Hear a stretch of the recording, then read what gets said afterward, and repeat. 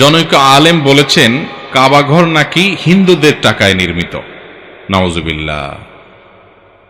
এটা কোনো আলেম বলতে পারে? কাবাঘর হিন্দুদের টাকায় নির্মিত হবে কেন? হয়তো উনি নবী করিম সাল্লাল্লাহু আলাইহি সাল্লামের দাদা আব্দুল মুত্তালিবের নেতৃত্বে, কুরাইশের নেতৃত্বে, কুরাইশের উদ্যোগে যে মসজিদ কাবা ঘরের পুনর্নির্মাণ হয়েছে ওইটার দিকে ইঙ্গিত করছেন কিনা। তো সেটা তো হিন্দু না, তারা মুশরিক ছিলেন এবং তাদের মধ্যে বিভিন্ন চিন্তার মানুষ ছিল। ওইটা গোত্র কেন্দ্রিক করেছে, কুরাইশ গোত্র করেছে। কুরাইশ গোত্রের মধ্যে তো নবী সাল্লাল্লাহু আলাইহি সাল্লাম নিজেও ছিলেন এবং ওইবার যে নির্মাণ হয়েছে ওই নির্মাণে তো নবী করিম সাল্লাল্লাহু আলাইহি সাল্লাম অংশগ্রহণ করেছেন। নাউজুবিল্লাহ। হিন্দুরা নির্মাণ করেছে এইভাবে বলা কিভাবে ঠিক হতে পারে? আমাদের নবী করিম সাল্লাল্লাহু আলাইহি সাল্লাম তিনি ওই নির্মাণে অংশগ্রহণ করেছেন। কিভাবে? কারণ কাবা যখন, এটা নির্মাণ ইতিহাসটা আমরা একেবারে সংক্ষেপে এক দুই কথা বলি, ইতিহাস তো বলার সুযোগ নেই। ইব্রাহিম আলাইহিস সালাম এই কাবা যখন নির্মাণ করেন আল্লাহর নির্দেশে, তার ছেলে ইসমাইল ইসলামকে সাথে রেখে, দীর্ঘকাল পর এটা পুরান হয়ে গেছে। এটা বিভিন্ন সময় কি হয়েছে? পুনর্নির্মাণ হয়েছে। কারণ প্রায় ৪,৫০০ বছর আগের একটা দেয়াল, সেখানে ইবাদত বন্দেগী হচ্ছে, মানুষ ঢুকতেছে, বাইর হচ্ছে, অর্থাৎ ইউজ হচ্ছে। তো ৪,৫০০ বছর ধরে তো এটা টিকে না। তাছাড়া সেখানে ঝড়, জলোচ্ছ্বাস, বিভিন্ন রকমের আপনার দুর্যোগ ইত্যাদি হয়েছে। তো বিভিন্ন সময় ক্ষতি সাধন হয়েছে। এজন্য এটা সংস্কার এবং পুনর্নির্মাণ হতে রয়েছে। তবে যেই ভিত্তির উপরে ইব্রাহিম আলাইহিস সালাম নির্মাণ করেছেন ওইটার উপরেই এখনো পর্যন্ত ওইটার উপরেই আছে। ওটার এদিক সেদিক এক চুল পরিমাণ হয় নাই। এরপরে সমস্ত ইতিহাসবিদরাই একমত যে ওইটাই আছে, শুধু ওইটার উপরে সংস্কার কাজটা বিভিন্ন সময় হয়েছে। তো এরই অংশ হিসাবে নবী করিম সাল্লাল্লাহু আলাইহি সাল্লাম যখন মক্কাতে ছিলেন তখন তিনি তার সময়ে তার দাদা আব্দুল মুত্তালিব এবং কুরাইশ নেতৃবৃন্দ উদ্যোগ নিলেন যে কাবার ঘরের ওয়ালটা বেশ পুরাতন হয়ে গেছে, নানা রকমের দুর্ঘটনার মুখোমুখি হতে হয় এটা পূরণ হয়ে যাওয়ার কারণে। তখন তারা চিন্তা করেন এটা পুনর্নির্মাণ করবো। লম্বা ইতিহাস। পুনর্নির্মাণ করতে গিয়ে তারা আবার ভয় পাইছে যে আল্লাহর ঘর নির্মাণ করতে হলে পুনরায় আগে তো ভাঙতে হবে। তো বাইতুল্লাহ কাবা শরীফ ভেঙে আবার কোন বিপদে পড়ে? কেউ ভয়ে ভাঙে না। তখন একজন বলল যে না, আমরা তো ভালো উদ্দেশ্যে ভাঙতেছি আরো ভালো করে করার জন্য, আমাদের উদ্দেশ্য তো খারাপ না, আল্লাহ আমাদেরকে আযাব দিবেন না। তখন সে অল্প একটু ভাঙছে, ভেঙে রাত্রে ছাড়ছে, সবাই অপেক্ষা করছে এর উপর কোনো আযাব আসে কিনা, দেখে না আসে নাই।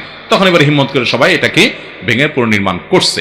এবং তারা বলছিল যে আমরা হালাল টাকা ছাড়া নেব না। আজকাল যারা ওয়াজ মাহফিল, মসজিদ, মাদ্রাসা হালাল হারাম বাজ বিচার না, শুধু জাকজমকের চিন্তা করি আমরা, আমাদের জন্য শিক্ষা আছে। আপনারা যারা মক্কায় গেছেন, আল্লাহ তৌফিক দিছে, কিংবা ভিডিওতে দেখবেন কালো গিলাপে মোড়ানো কাবা ঘর বাইতুল্লাহ, এই মসজিদটার পাশে এক পাশে দেখবেন যে ওয়াল পরিমাণ একটা রাউন্ড দেওয়া ওয়াল আছে। দেখছেন নি? বুক পরিমাণ রাউন্ড একটা ওয়াল আছে না?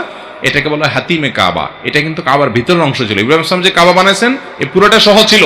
কিন্তু তারা বলছেন তখন কুরাইশরা বলছে যে আমরা এটা যে নির্মাণ করব এখানে হালাল টাকা ছাড়া কোনো হারাম টাকা নেব না। তো হালাল টাকা তো সবসময় কম থাকে, এই জন্য ওই জায়গাটা তারা মসজিদের মধ্যে ঢুকাতে পারে না। ওটাকে বারান্দার মতো করে ওয়াল দিয়া ঘেরাও করে রাখছে, মসজিদে ঢুকাতে পারে না। আজও পর্যন্ত সেভাবে রেখে দেওয়া হয়েছে আমরা যেন শিক্ষা গ্রহণ করতে পারি। যাই হোক, তো এই নির্মাণে একবার তাদের মধ্যে গন্ডগোল দেখা দিল। ঠিক আছে, সবাই মিলে নির্মাণ করলাম হালাল টাকা দিয়ে, সবই ঠিক আছে, কিন্তু হাজর আসদ পাথর এটা কে রাখবে জায়গা মতো?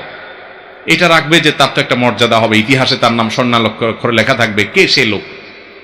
এটা নিয়ে গন্ডগোল হয়েছে, আমরা রাখবো, গন্ডগোল ফাসাদ, কেউ কারোর কথা মানে না। তখন আমাদের নবী করিম সাল্লাল্লাহু আলাইহি সাল্লাম আল্লাহ তাআলা তাকে দিয়ে ফয়সালা দিলেন। তিনি বললেন যে তোমরা একটা কাজ করো, একটা চাদর নাও এবং যারা যারা ক্যান্ডিডেট আছো যে আমরা রাখতে চাই, তারা সবাই ওই চাদরের চারপাশে এক এক কোণা করে একটু একটু করে ধরো, মাঝখানে পাথরটা রেখে তোমরা উঠায় ধরো।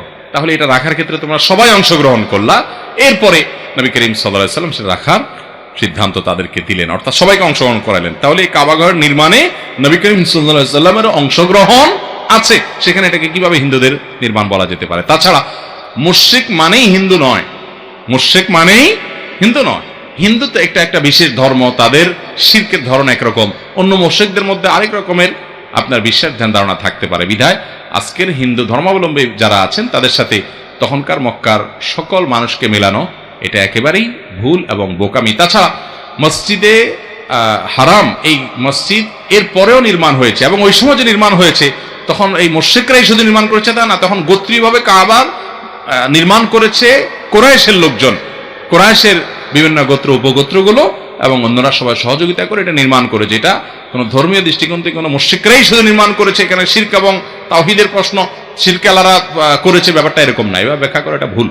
তাছাড়া এটার পরবর্তীতে এসে আব্দুল মালিক ইবনে মারওয়ানের আমলে হাজ্জাজ বিন ইউসুফ তার নির্দেশে এটাকে পুনর্নির্মাণ করেছে আবার, কারণ বৃষ্টিতে অনেক ভয়াবহ প্লাবনে ওয়াল ক্ষতিগ্রস্ত হয়ে গেছে, পুরাতন ওয়াল ভেঙে পড়ার উপক্রম হয়েছে, তখন আবার পুনর্নির্মাণ করা হয়েছে। এরপরে সম্ভবত 1000 হিজরি সনে এসে ওসমানীয় শাসনামলে এটাকে সর্বশেষ পুনর্নির্মাণ করা হয়েছে এবং অবস্থায় আছে। তাহলে বিভিন্ন সময় সময় এটার সংস্কার পুনর্নির্মাণ হয়েছে। মক্কার লোকেরা তখন করেছে, এটাকে হিন্দুদের টাকায় নির্মাণ হয়েছে, এটা বলা বোকামি এবং এটা অসত্য। যদি কেউ বলে থাকে এটা ভুল, আল্লাহ মাফ করুন।